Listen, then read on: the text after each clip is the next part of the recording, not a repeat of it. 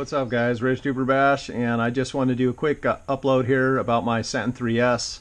I've had this rig for about 2 years now. When I first got it, ARRMA asked me to pretty much beat the crud out of it, which I did, and to my amazement this thing was like a zombie. I just couldn't break it apart. So anyway, I finally did break, I think it was the front steering block, but it took quite a bit of punishment. I think I was at the jump park and completely flailed and came down on one wheel. I since replaced those with aluminum.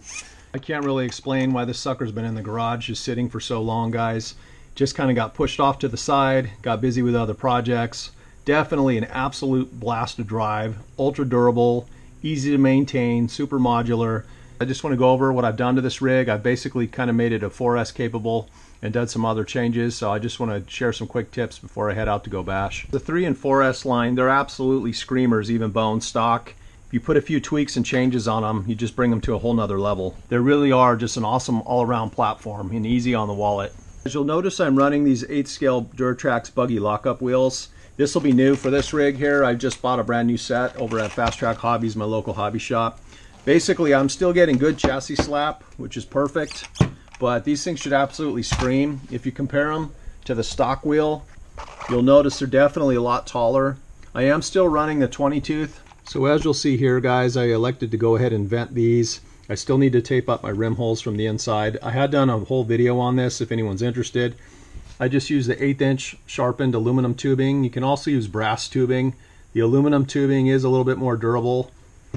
This is the brand I use right here. It's K&S Precision Metals. I think this was $2 for 3 1-foot lengths of this. Again, guys, to fit any 17mm hex wheel on here, the truck does come with a 14mm. I went ahead and pulled that off. Did the old mod that I did a video on before. Essentially used a 12mm Duratrax hex covered with a Hot Racing 12 to 17mm hex adapter. So this fits perfect, guys. Just make sure and put tons of thread lock on the axle before you put in the barrel nut. I prefer using this Permatex because it's a gel. Goes on nice and easy. I just blob it on the threads and then I go ahead and crank down the barrel nut. You probably could get away with using the direct fit Hot Racing 3S 17mm hub adapters. The only thing is they do come out a little further than these 6mm Hot Racing, and I'm not positive you'll have full wheel clearance. As it is, with this setup, I had to raise my body all the way up with the body mounts, and I actually had to round this back corner because I was getting some rub when I was taking corners with the body lean. I went ahead and replaced both front and rear bumper. I think it was like $9 for the set. I'm still running my V2 Typhon shocks. These were essentially a direct fit on this rig. Again, the V2 have a 3.5mm shock shaft, since replaced with a 4mm with the V3 and beyond 6S line. I haven't had any issues with these bending at all. I put in some lighter weight oil. I think I'm running like 30 or 32.5 weight. These are the stock V2 springs, which are a little bit lighter than the newer version. Fortunately, one of the changes ARRMA made for the newer versions is they went ahead and they put silicone O-rings in the new shocks that apparently don't leak. So people are constantly asking about which shock they should upgrade to. There's tons of different options there, guys. On the ARRMA forum, somebody put up just a killer link with tons of information. I'm going to post that at the top of the comments and just pin it. You guys can read through it if you want. Still running my Hobby Star. I believe this is a 3670, so it's a little bit longer than the stock 3660. And it's a 3050 kV versus a stock, I think, 3200 kV. It's still, I think it's a 60,000 RPM motor. Definitely rips, has tons of torque, and runs nice and cool.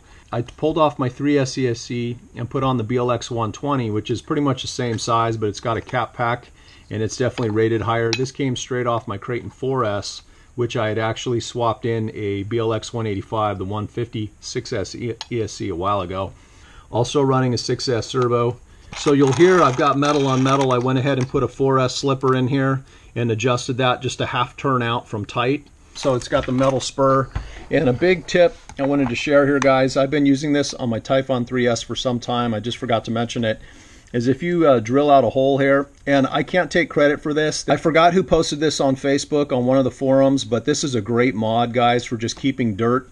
Basically sparing your motor bearing and your slipper bearings, because these little slipper boxes tend to be like little dirt magnets, and essentially all this, whatever gets in there just gets ground up into a super fine dust, which just kills bearings. Of course, you want to go ahead and pull off your modular motor system first, your drive shaft and all that. And basically all I did was drilled I went about 5/8 of an inch from this back line here, drilled a hole right in the center. Then I went ahead and used my Dremel and just used one of these guys here to just kind of brrr. I know they do have a better bit for this, like a hole bit. But anyway, I just used what I had on hand, and then I cleaned it up with a rat tail file. But this works absolutely killer, guys. It basically doesn't allow any dirt or junk to collect in your slipper box. When I opened this sucker up for the rebuild, I found all kinds of just completely frozen bearings. Basically, all 4 wheel bearings were seized. My input bearing was seized. These bearings were okay up here in the diffs.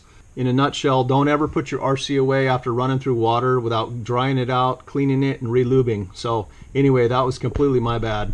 Here's a shot of the DSM off-road bearing kit that I put in this sucker. These bearings are ultra smooth and they're packed with a waterproof grease, so they're perfect for kind of all-around dirt and wet weather bashing.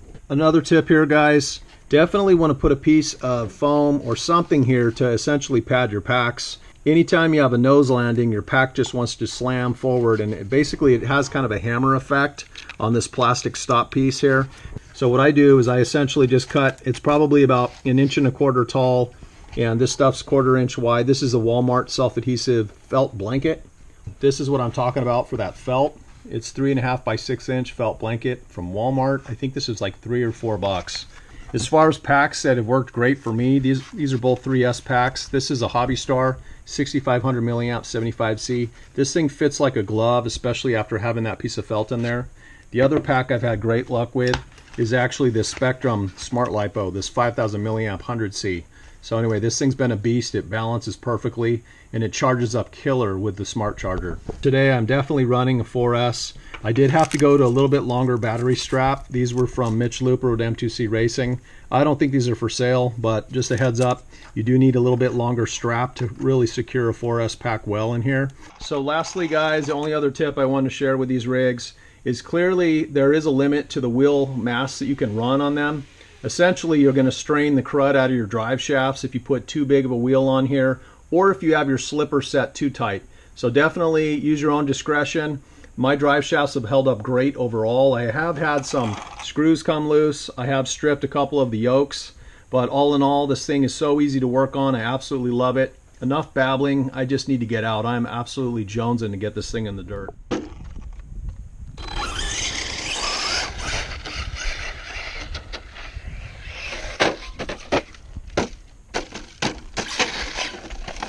Wow, that was a little rough.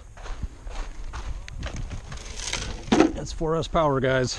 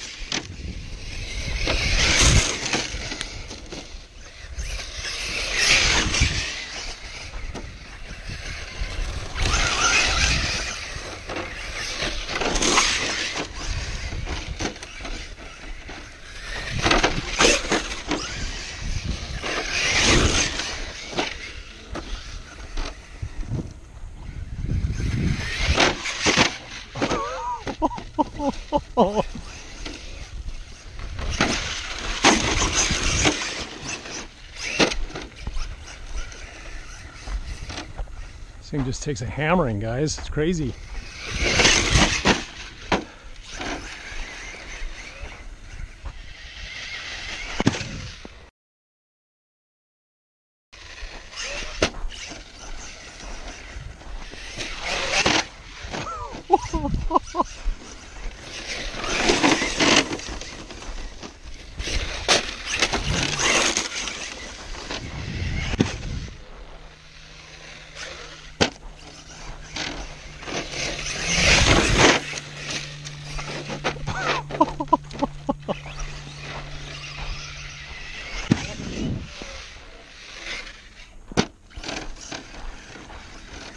She seems to flip okay with enough air, guys, as long as there's no wind under the truck.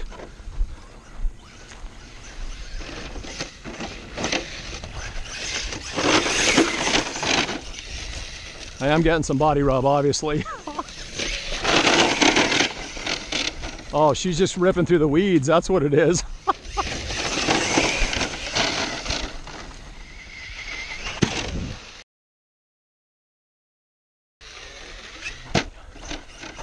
Man, she lands so flat with those Typhon shocks.